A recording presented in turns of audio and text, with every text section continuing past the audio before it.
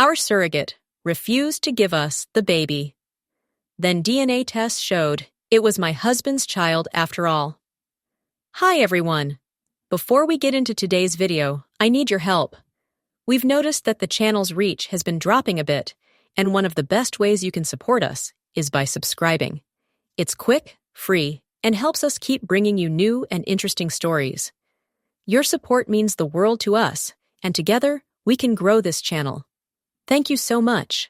Now let's get to today's story. I'm writing from a temporary account for obvious reasons, and I've changed some details to protect my anonymity. They say you don't know what you're capable of until you're tested. I used to think that was just something people said to sound profound. Now I know it's the truest thing anyone ever said to me.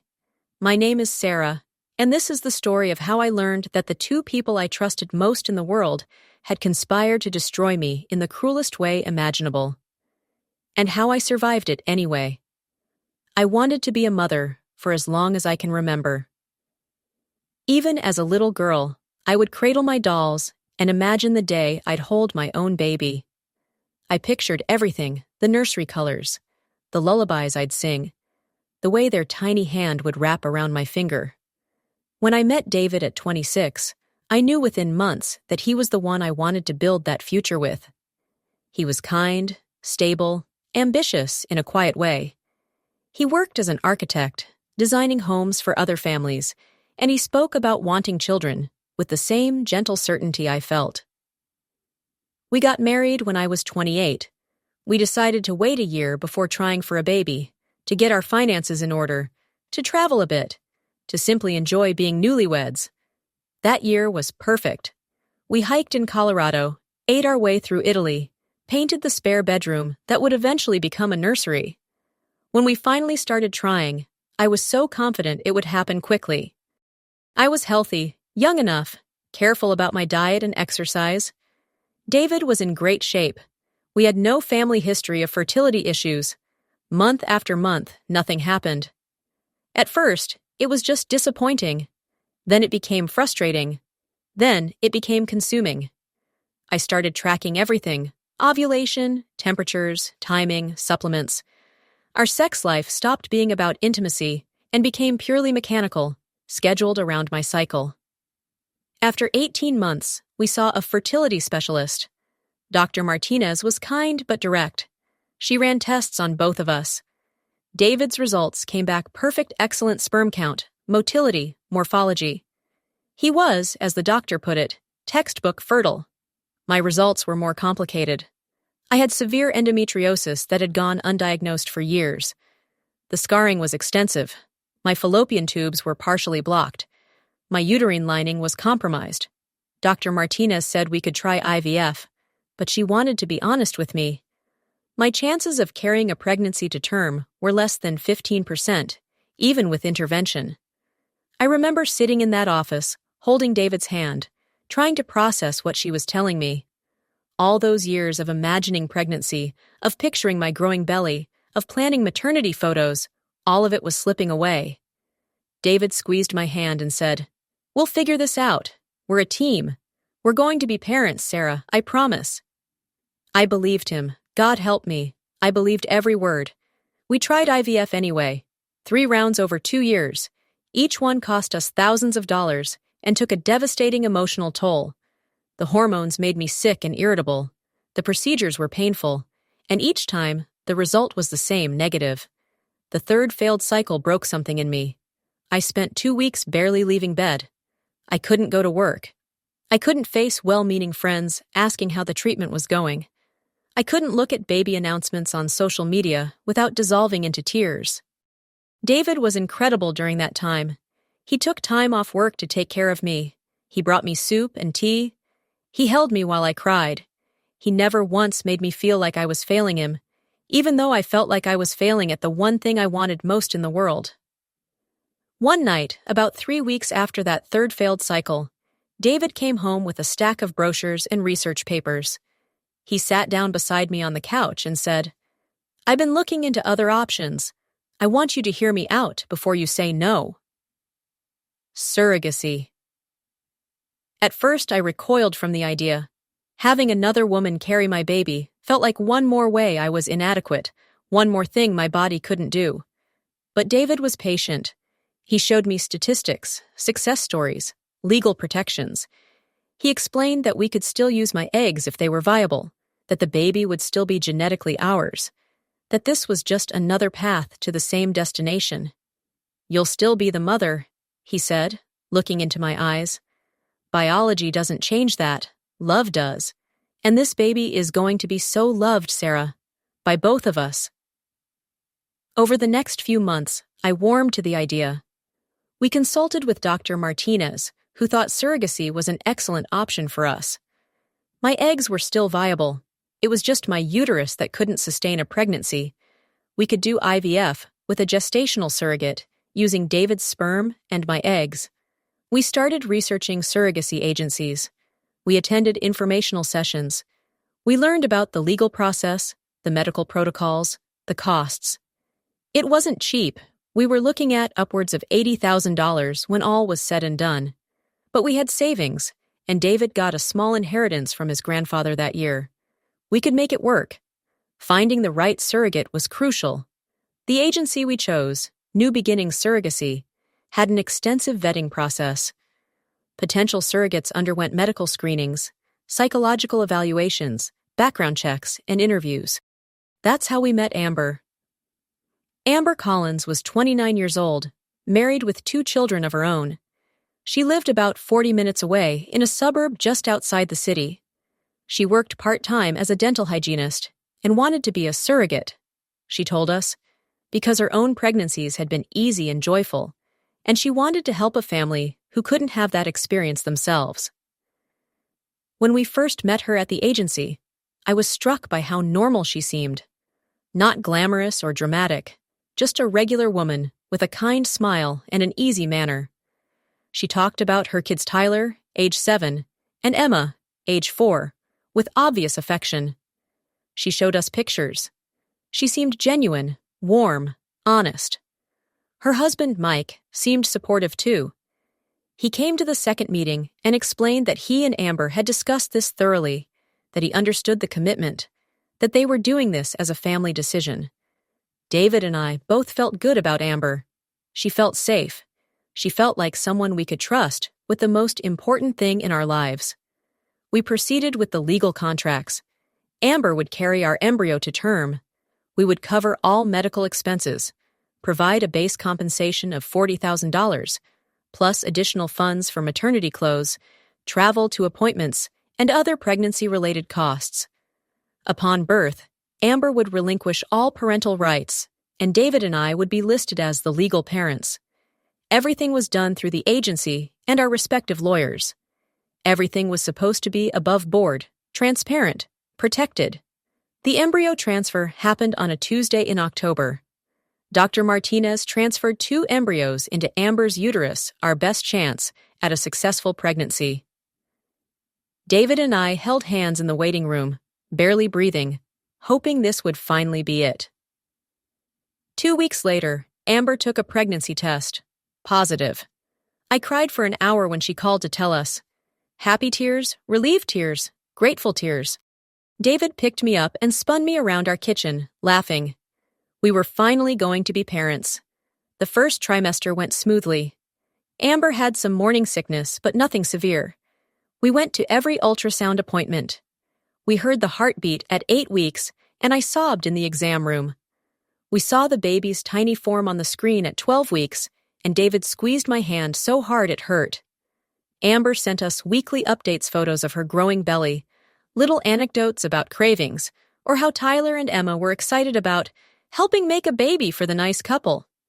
We paid her compensation in monthly installments, as contractually agreed. We brought her gift baskets and maternity clothes. We developed what felt like a real friendship. I let myself believe this was going to work. I let myself start planning the nursery for real this time. I bought a crib, picked out paint colors, started collecting baby clothes. David built shelves and assembled furniture. We were nesting, finally, after years of waiting. Everything seemed perfect, and that should have been my first warning. The second trimester continued without incident. We found out we were having a boy. We started talking about names. David liked Alexander. I liked Benjamin. We compromised on Benjamin Alexander. We called him Benji in conversation, making him real before he was even born. Amber seemed happy and healthy. Her pregnancy progressed normally.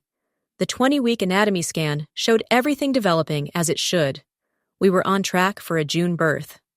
I started to relax, started to believe that maybe, after everything we'd been through, we were actually going to get our happy ending. Then came the 3rd trimester, and things started to feel different. Amber became harder to reach. She'd miss scheduled check-in calls, then text an apology hours later, saying she'd been busy with her kids or had fallen asleep. She stopped sending the weekly photos. When we did talk to her, she seemed distant, distracted. I told myself it was just 3rd trimester exhaustion. Pregnancy was hard, especially when you were also caring for 2 young children. I didn't want to be a demanding intended parent, so I gave her space. David didn't seem concerned. He said we should trust Amber, that she'd been so good to us so far, that we shouldn't worry. Looking back, I wonder if he was trying to keep me calm, or if he was trying to keep me from looking too closely. At 36 weeks, Amber went to a routine appointment without us. She'd asked if she could go alone because Mike was working and she needed to take the kids with her. It seemed reasonable, so we said yes. That night, she called me, and her voice was strange, tight, careful. "The baby is fine," she said immediately, "but I need to talk to you and David about something. Can we meet tomorrow?" My stomach dropped. "Is something wrong? Are you okay?" "I'm fine. The baby is fine. But we need to talk in person." We met the next day at a coffee shop halfway between our homes. Amber looked tired, her eyes red-rimmed. She ordered a decaf tea and wrapped her hands around the cup like she needed its warmth. "I don't know how to say this," she started, "so I'm just going to say it. I've been doing a lot of thinking, and I've decided I can't give you the baby." The world stopped. "What?" I managed to say. "I can't give him up," Amber said, and there were tears in her eyes now. "I know what the contract says. I know what we agreed to. But this baby, he's mine too. I can feel him inside me. I've carried him for 8 months. I can't just hand him over like he's not part of me." David leaned forward. "Amber, we've talked about this from the beginning. You knew what you were signing up for. You have your own children." "I know," she said, her voice breaking. "But this is different. This baby feels different. He belongs with me." I couldn't breathe, couldn't think. This wasn't happening. This couldn't be happening. "The contract is legally binding," David said, his voice harder now. "You can't just change your mind." "I'm not changing my mind," Amber said, and now there was something else in her voice, something defiant. "I'm making the right decision for this child. He deserves to be with someone who carried him, who loves him, who wants what's best for him." "We want what's best for him," I said, finding my voice. "We've wanted him for years. We've planned for him. We've paid for everything. He's our son." "He's my son, too," Amber said quietly. "Biologically or not, I carried him. That makes him mine." She stood up, placed money on the table for her tea, and walked out. David and I sat there in stunned silence. Around us, the coffee shop hummed with normal life people, ordering lattes, working on laptops, chatting with friends, and our entire world had just shattered. "She can't do this," I said finally. "Legally, she can't do this, right?" "She can't," David said, but he sounded uncertain. "We have a contract. We have rights. We'll call the lawyer." We called our lawyer that afternoon. Janet Reeves had handled all our surrogacy paperwork and had assured us everything was airtight. When we explained what Amber had said, there was a long pause on the line. "She can try to keep the baby," Janet said finally, "but she'll lose. The contract is clear. You're the intended parents. You've paid for everything. The moment that baby is born, he's legally yours." But what if she refuses to hand him over? I asked. Then we go to court. It won't be pleasant, and it won't be fast. But you'll win. I've seen cases like this before. The surrogate doesn't have a legal leg to stand on. Over the next 3 weeks, Amber stopped answering our calls entirely. The agency tried to mediate, but she refused to meet with them. Her lawyer, apparently, she'd hired sent a letter stating that Amber intended to keep the baby and raise him as her own child. Our lawyer sent back a letter explaining that this was a breach of contract and that we would pursue all legal remedies available. Meanwhile, the baby was still growing inside Amber. We had no way to see him, no way to know if he was okay. I was being cut off from my own child before he was even born. I barely slept. I barely ate. I played out every scenario in my head. What if she disappeared? What if she gave birth and fled to another state? What if somehow the court sided with her? David kept telling me it would be okay. The law is on our side, he'd say. We're going to get our son, I promise you. But his promises were starting to sound hollow, and he was acting strange, distracted, anxious, checking his phone constantly.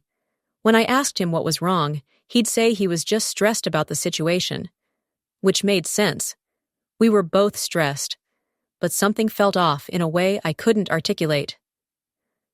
Amber went into labor at 39 weeks on a Thursday morning in late June. We found out not because she called us, but because the hospital called our lawyer, following the legal notice we'd filed. Janet called us immediately. The baby has been born, a healthy boy, 7 pounds 8 ounces. But Amber is refusing to release him to you. She's listed herself as the mother on the birth certificate. She can't do that, David said. We were on speakerphone in our car, already racing to the hospital. She did it. We're filing an emergency motion for custody right now. But Sarah, David, you need to prepare yourselves. This is going to get ugly. Ugly didn't begin to cover it. We arrived at the hospital to find Amber's room guarded by her husband Mike, who physically blocked us from entering. Security had to be called. The hospital administration was in crisis mode, unsure how to handle a surrogacy dispute on their maternity ward. Through the door, I could hear a baby crying. My baby, my son, and I couldn't reach him. I broke down in that hallway, just collapsed against the wall and sobbed while David tried to comfort me and talk to hospital administrators at the same time. Finally, the hospital's legal counsel arrived and made a decision. Until the courts sorted out custody, the baby would remain with Amber, but David and I would be allowed supervised visitation in a separate room. A nurse brought him to us 20 minutes later. He was perfect, tiny and red-faced and perfect. He had David's nose and a full head of dark hair. He was wrapped in a blue hospital blanket, his little fists curled against his chest. The nurse placed him in my arms, and I felt a love so fierce and immediate it was almost painful. This was my son. Mine. After everything we'd been through, here he was, finally real and solid and alive. I looked up at David, expecting to see the same wonder on his face. And I did see wonder there, but I also saw something else. Something that looked almost like guilt. He's beautiful, David whispered. We had 30 minutes with him before the nurse took him back to Amber. 30 minutes to hold our son before he was taken away again. I used every second to memorize his face, his smell, the weight of him in my arms. Then he was gone, and we were escorted out of the hospital. The legal battle began immediately. Janet filed an emergency custody motion. Amber's lawyer responded with a counter-motion claiming that Amber had the right to keep the baby as the birth mother. The media got wind of the story, and suddenly we were the subject of news articles and think pieces about surrogacy laws and parental rights. Everyone had an opinion. Some people said surrogates should have more rights, that 9 months of pregnancy created a bond that couldn't be legally dismissed. Others said contracts were contracts, and Amber was trying to steal our baby. I stopped reading the comments. Stopped watching the news. I focused only on getting my son back. The first court hearing was scheduled for 2 weeks after the birth. Janet was confident. The law is clear, she kept saying. You have a binding contract. You're the genetic parents. You paid for everything. There's no way you lose this. The hearing was in family court, presided over by Judge Patricia Morrison. Amber sat on one side of the courtroom with her lawyer. David and I sat on the other with Janet. Between us was a horrible gulf filled with anger and betrayal and fear. Amber's lawyer argued that surrogacy contracts shouldn't override a birth mother's fundamental right to her child, that Amber had bonded with the baby during pregnancy, and that separating them would be traumatic for both, that Amber was a fit, loving mother who could provide a good home. Janet argued that none of that mattered. Amber had entered into a legal agreement. She'd been compensated. She'd understood from the beginning that this was not her child to keep. She was a gestational surrogate, not the genetic mother. The baby was created from my egg and David's sperm. Genetically, Amber had no connection to this child. Judge Morrison listened to both sides, then said something that made my blood run cold. I'm ordering a DNA test. Before I can make a custody determination, I need to establish without question that both intended parents are genetically related to this child. That's not necessary, Your Honor, Janet protested. We have medical records from the fertility clinic showing— I'm ordering it anyway, the judge said. The test will be conducted by an independent laboratory. Results should be available within 72 hours. We'll reconvene when I have those results. I didn't understand why the judge had ordered the test. Our genetic connection seemed like the least questionable part of all this. We had documentation from the clinic. We had everything. But David went pale. Actually pale, the color draining from his face like someone had opened a valve. David, I whispered as we left the courtroom. What's wrong? Nothing, he said, but he wouldn't meet my eyes. I'm just stressed. This whole thing is insane.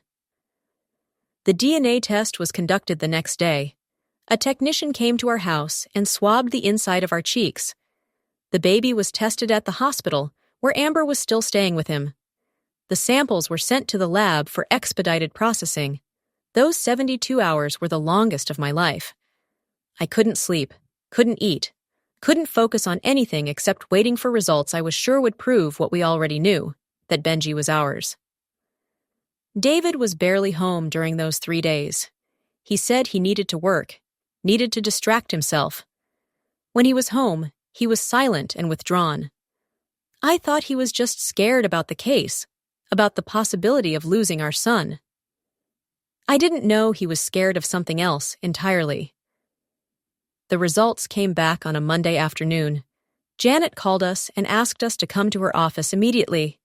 Her voice was strange, tight. Did we win? I asked as soon as we walked in. Janet looked at me, then at David, then back at me. The DNA results are not what we expected. My heart stopped. What do you mean? She slid a folder across her desk. Inside was the lab report. The baby is David's biological child, she said carefully. The test confirms that, with over 99% certainty. Relief flooded through me. Okay, so— But he's not yours, Sarah. The world tilted. What? The baby has no genetic connection to you. None. Which means either there was a mistake at the clinic and they used the wrong egg, or— She looked at David. Or this wasn't a clinical conception at all. I turned to look at my husband. He was staring at the floor, his jaw clenched. David? My voice sounded strange, distant. What is she talking about? He didn't answer. David, louder now. I'm sorry, he whispered. And in those 2 words, I understood everything. The baby wasn't conceived at the clinic. There was no embryo transfer. There was no mixing of carefully harvested eggs and sperm in a laboratory setting. David had gotten Amber pregnant the old-fashioned way, behind my back, while I was home planning a nursery and believing in our happy ending. My husband had slept with our surrogate and gotten her pregnant naturally, and I had paid for it. Paid for her prenatal care, her compensation, her maternity clothes, paid thousands of dollars to support my husband's affair baby while believing I was bringing my own child into the world. Get out, I said. Sarah, please let me explain. Get out! I screamed it. Screamed it so loud that Janet's assistant came running to see if someone was being attacked. David stood up, his hands raised like I was a dangerous animal he needed to calm. It wasn't supposed to happen like this. I can explain everything. You had sex with her, I said, and my voice was shaking so hard I could barely get the words out. While I was at home thinking we were finally going to have a baby, you were sleeping with her, you got her pregnant, and you let me believe that baby was mine. He is yours, David said desperately. He's ours. I'm his father. That's all that matters. I have no biological connection to that child, I was shouting again. He's not mine. He's yours and hers. You two made a baby together My voice broke. While I thought we were doing this together. We can still raise him together, David said. He's still our son. He was never our son. He was always yours and Amber's. I turned to Janet. I want a divorce. Today. Right now. Sarah, you need to calm down and think about this. I am thinking. For the first time in months, I'm thinking clearly. My husband had an affair. He got his mistress pregnant. He convinced me to fund that pregnancy by lying about surrogacy. He's been deceiving me for almost a year. I want a divorce, and I want him to get nothing. Can you do that? Janet looked between us. I'm a family lawyer, not a divorce attorney.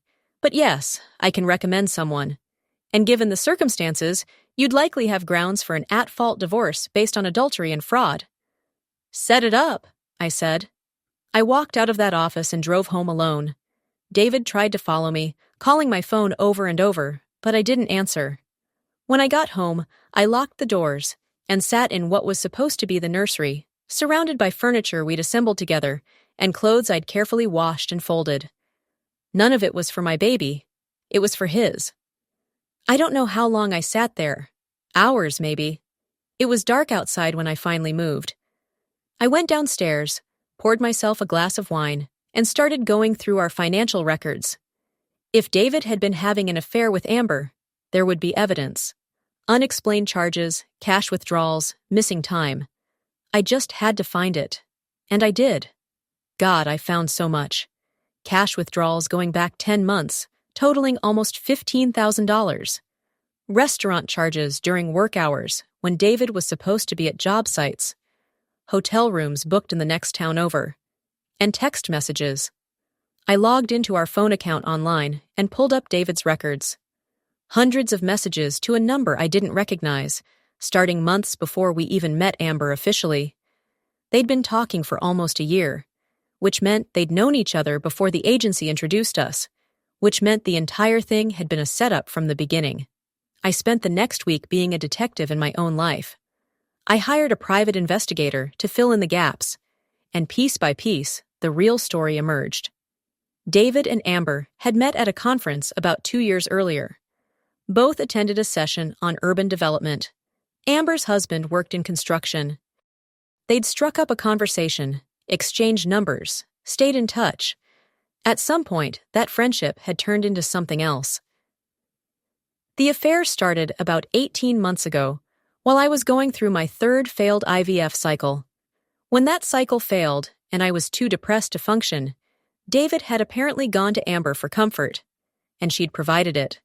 But David had wanted a baby. He'd wanted it desperately, and I couldn't give him one. Amber could. According to the investigation, it was David's idea to use the surrogacy route. He convinced Amber to sign up with New Beginnings Surrogacy. He made sure she passed all the screenings. He guided us toward choosing her from among the other candidates. And then, instead of going through with the clinical embryo transfer, he'd gotten her pregnant naturally. They'd falsified the timing so it would match up with when the transfer was supposed to have happened. The pregnancy was his affair baby, but I was paying for it. And Amber was being compensated handsomely for carrying her own child. It was the perfect crime. They got a baby, they got my money, and David got to keep me as a wife while having a child with the woman he was actually sleeping with. Until Amber decided she wanted to keep the baby. That part, apparently, wasn't planned. According to messages the investigator uncovered, David had been furious when Amber said she couldn't give up the baby. They'd argued. She'd said she couldn't hand over her own child like he was a transaction. David had tried to convince her to stick to the plan, had reminded her about the contract, the money, the arrangement. But Amber had dug in her heels, and David had been stuck. If he admitted the baby was conceived naturally, his entire scheme would fall apart. I'd find out about the affair. He'd lose everything. So he'd kept lying, kept pretending to be the worried intended father, kept acting like we were in this together. Even as he was texting Amber, begging her not to ruin everything. When I confronted him with all of this printed out messages, bank statements, investigator's report, he finally stopped lying. We were in our living room. I'd changed the locks and let him in only because I wanted answers. Why? I asked simply. David sat on our couch with his head in his hands. I wanted a baby. You couldn't give me one. And I fell in love with Amber. Or thought I did. I don't know. Everything got so complicated. So you decided to lie to me for a year. I was going to tell you, eventually. After we had the baby, and some time had passed. I thought maybe you'd understand that I just wanted to be a father. Understand? I couldn't believe what I was hearing. You thought I'd understand that you had an affair, got another woman pregnant, and tricked me into paying for it? It wasn't like that. That's exactly what it was like. You used me. You used my grief, my desire for a child, my trust. You made me fund your affair, baby. He was supposed to be ours, David said desperately. That was the plan. Amber was going to hand him over, and you'd be his mother. You'd get what you wanted. I'd get what I wanted. Everyone would be happy. Except it was all based on a lie. The baby isn't mine. He was never mine, and you were never planning to tell me the truth. David had no answer to that. The divorce proceedings started immediately. My new lawyer, a shark of a woman named Christine Valdez, went after David with everything. Adultery, fraud, financial deception, emotional abuse. David tried to fight it at first. Claimed the affair wasn't relevant to property division. Claimed I was being vindictive. But I had evidence, so much evidence, and I had righteous fury on my side. Christine was magnificent. She documented every lie, every dollar David had spent on his affair, every text message he'd sent to Amber. She showed the court exactly what kind of man David was, the kind who would betray his wife in the cruelest way imaginable and then gaslight her about it for a year. The custody case for the baby proceeded separately. Now that the genetic truth was out, it became a case between David and Amber. I had no standing, no claim. I was legally irrelevant to that child, no matter how much I'd loved him before he was born. Part of me was relieved. Part of me wanted nothing to do with a child born from my husband's betrayal. But another part, the part that had held him in that hospital and felt that surge of love, mourned the loss of him. He hadn't asked to be born into this mess. David and Amber ended up sharing custody. The court determined David was the legal father and had parental rights. Amber, as the biological mother who'd given birth, had rights too. They would co-parent. Whether they stayed together romantically, I don't know. I stopped following the case once my divorce was finalized. That divorce left me with the house, most of our savings, and David's agreement to pay spousal support for 5 years. Christine had been ruthless. The evidence of David's fraud and adultery made it an easy case. He had very little leverage. His reputation in his professional community was destroyed. Word got around about what he'd done. People didn't want to work with a man who'd deceived his wife so thoroughly. Amber lost her job at the dental office once the story came out. Public opinion turned against her, the woman who'd participated in such an elaborate deception. They deserved each other, I thought. They'd schemed together, and now they could struggle together. As for me, I was left to rebuild a life that had been demolished. I threw myself into therapy. I needed to process the trauma of what had happened, the betrayal, the deception, the loss of the child I'd thought would be mine. My therapist, Dr. Raina Chen, was patient and insightful. She helped me understand that none of this was my fault, that David's choices were his own, that my infertility wasn't a failure or a flaw. "You loved him," Dr. Chen said during one session. "You trusted him. Those weren't mistakes. Those were acts of faith. He's the one who broke that faith, not you." Slowly, I started to heal. I sold the house, too many memories, too much pain. I moved to a smaller apartment across town. I redecorated in colors I liked, not colors David had chosen. I adopted a cat, something David had always vetoed. I went back to work in marketing, throwing myself into projects and campaigns. I traveled to places David had never wanted to go. I reconnected with friends I'd neglected during the fertility treatments and surrogacy nightmare. I started to remember who I'd been before all of this. And I started to discover who I could become. About 18 months after everything fell apart, something unexpected happened. I met someone at a work conference. His name was Marcus, and he was kind and funny and made me laugh in a way I hadn't laughed in years. We started seeing each other casually. Nothing serious at first. I'd been honest with him from the start about what I'd been through, and he'd been respectful and patient. "I'm not looking to have children," I told him on our 4th date. "I need you to know that. I'm done with that dream." Marcus had nodded. "I have a daughter from a previous marriage," he said. "She's 11 and lives with her mom. I'm happy being a part-time dad. I don't need more kids. I just need good company." That took the pressure off. We could just be two people enjoying each other, without the weight of reproductive expectations. Over time, Marcus and I got serious. We moved in together after a year. We talked about marriage, maybe, someday, if it felt right. And slowly, I realized something important. I was happy. Not the desperate, grasping happiness I'd felt when I thought I was finally going to have a baby, but a quieter, steadier happiness, the kind that comes from building a life on honest foundations with someone who sees you clearly and loves you anyway. I thought about David sometimes, about Amber, about the baby who would be a toddler now, learning to walk and talk. I wondered if he looked like David, if he had Amber's smile, if he was happy. But mostly, I didn't think about them. They were part of a past I'd survived and moved beyond. 2 years after the divorce was finalized, I got a letter from David. It came to my lawyer's office. He didn't have my current address. "Christine called me. 'David sent you a letter. Do you want me to read it first?' "No," I said.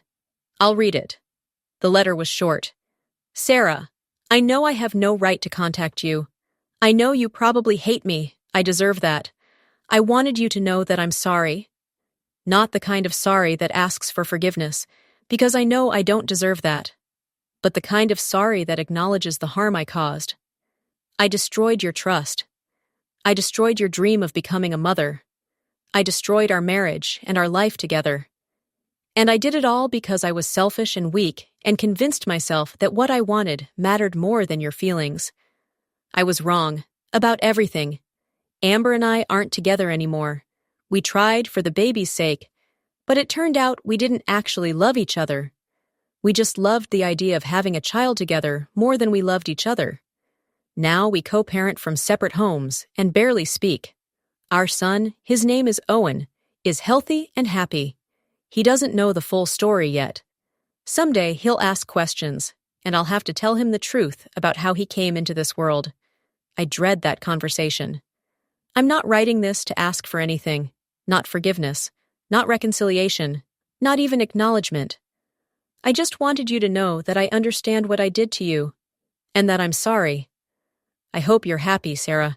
I hope you found the life you deserved. The life I should have given you. David, I read the letter twice, then put it in a drawer.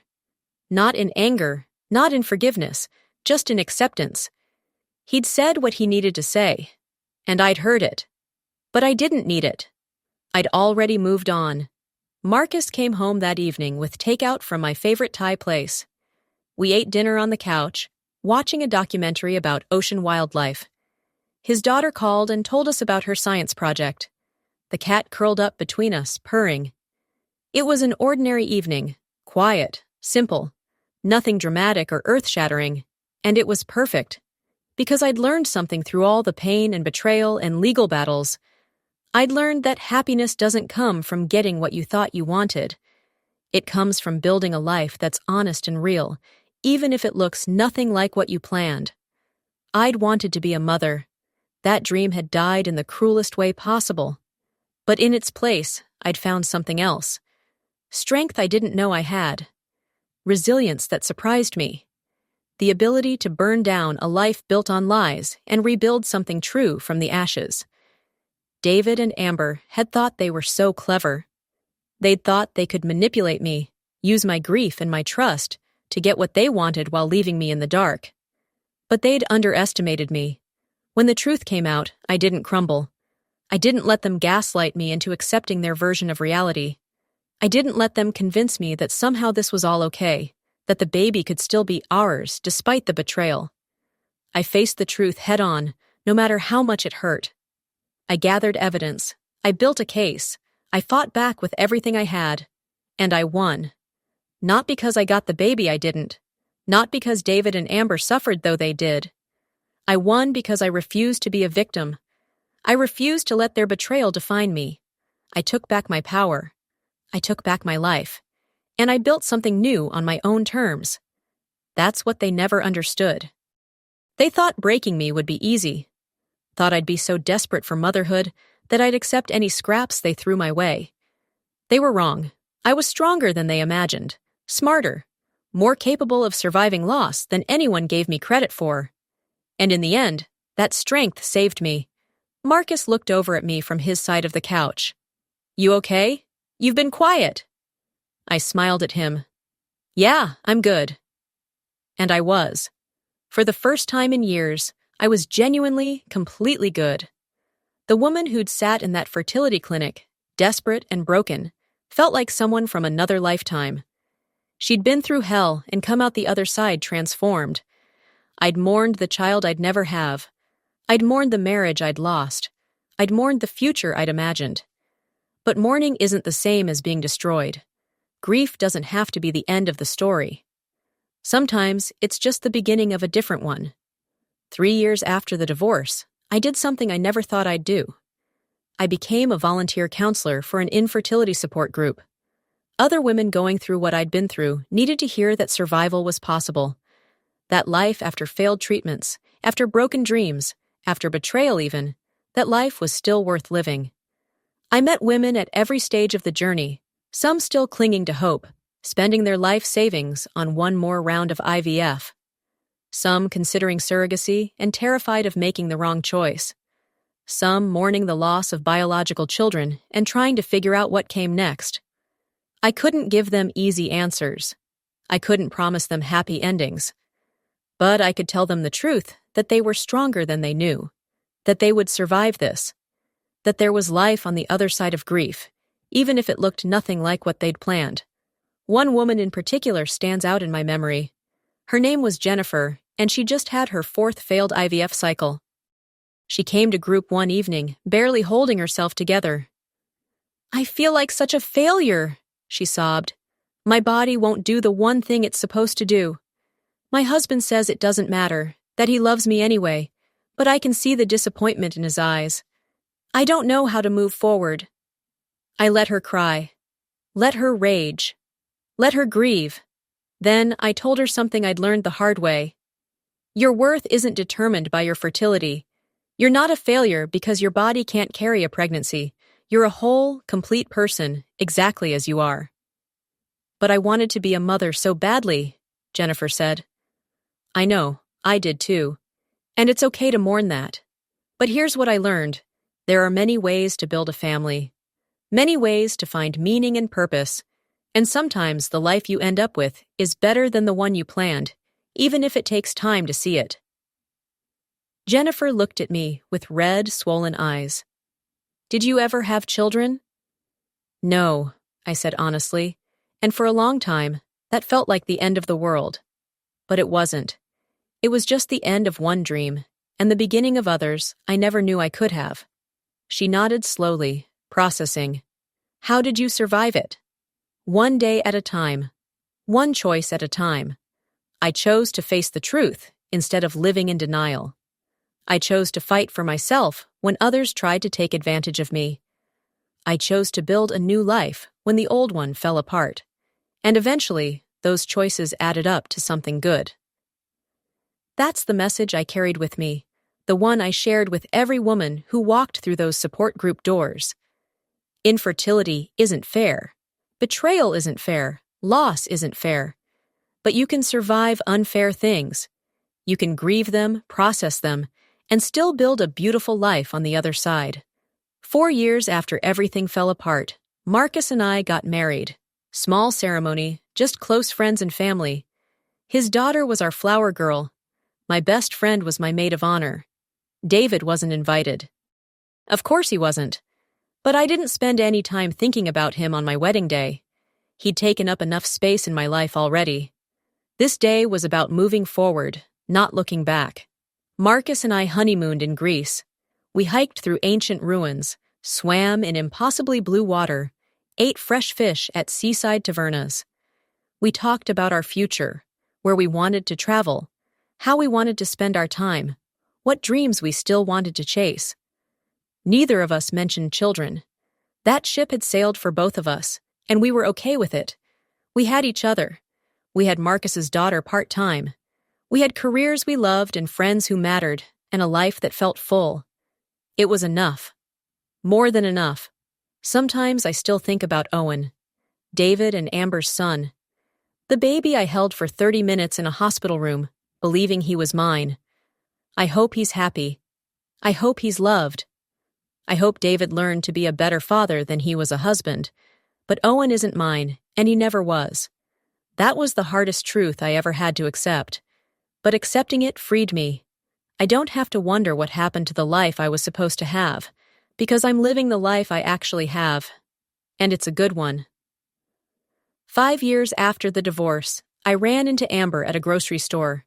We'd both moved on, changed, built new lives. I almost didn't recognize her. She was alone, loading groceries into her car. She looked tired, older than her years. She saw me and froze. For a moment, neither of us said anything. What was there to say? Sorry, it's okay? Let's pretend this never happened? Finally, she spoke. Sarah? Hi. Amber. Silence. How have you been? She asked, and it sounded genuine, like she actually wanted to know. Good, I said. Really good, actually. You? She hesitated. It's been hard, being a single mom, working full-time, co-parenting with David is complicated. I could have said something cruel. Could have told her she deserved it, that she'd made her choices and now had to live with them. But I didn't, because I wasn't angry anymore. I'd moved past anger into something calmer, something like indifference. I hope things get easier for you, I said, and I meant it. Not because I'd forgiven her, not because what she did was okay, but because holding on to rage was exhausting, and I was done being exhausted by people who'd already taken too much from me. Amber's eyes filled with tears. I'm sorry, for everything. I know it doesn't change anything, but I am sorry. I know, I said. And that was it. The closure I never knew I needed. Not a dramatic confrontation or a tearful reconciliation. Just two women in a parking lot, acknowledging that something terrible had happened and we'd both survived it. I got in my car and drove home to Marcus, to our apartment filled with books and plants and the cat, to the life I'd built from scratch after everything else burned down, and I felt light, like I'd been carrying something heavy for years and finally set it down. The betrayal didn't define me anymore. The infertility didn't define me. The loss didn't define me. I defined myself, by my choices, my resilience, my refusal to let other people's actions determine my worth. I'd wanted to be a mother. That dream died, but I was still here, still living, still finding joy and meaning and purpose. That was enough. That was everything. Looking back now, 6 years after that terrible day in the lawyer's office when I learned the truth, I can see the full arc of the story. I was broken, completely shattered. Every foundation I'd built my life on crumbled in an instant. But I didn't stay broken. I picked up the pieces. Not all of them. Some were too sharp, too damaged, too toxic to salvage. But the good pieces, the true pieces, the parts of myself that were worth keeping, those I held on to. And I built something new. Not the life I'd imagined. Not the life I'd planned. But a life that was mine, earned through pain and survival, and the stubborn refusal to give up. David and Amber tried to erase me, tried to use me and discard me and pretend I didn't matter. But I mattered. I always mattered. And I made damn sure they knew it. That's my story. Not a story about a woman who lost everything, but a story about a woman who lost everything and decided that wasn't the end. It was just the beginning of something better. I'm Sarah. I survived the worst betrayal imaginable. I rebuilt my life from nothing. I found happiness in places I never thought to look. And I'm still here, still standing, still strong. That's the ending David and Amber didn't plan for. But it's the ending I wrote for myself. And it's a damn good one. Epilogue. 7 years later, Marcus and I are sitting on the porch of our new house. We bought it last year, a small craftsman with a garden I've been learning to tend. Tomatoes, herbs, flowers that bloom in impossible colors. His daughter is inside, now 18, and visiting from college. She's in pre-med, brilliant and driven. She calls me her stepmom, and it makes my heart swell every time. I never got to raise a child from birth.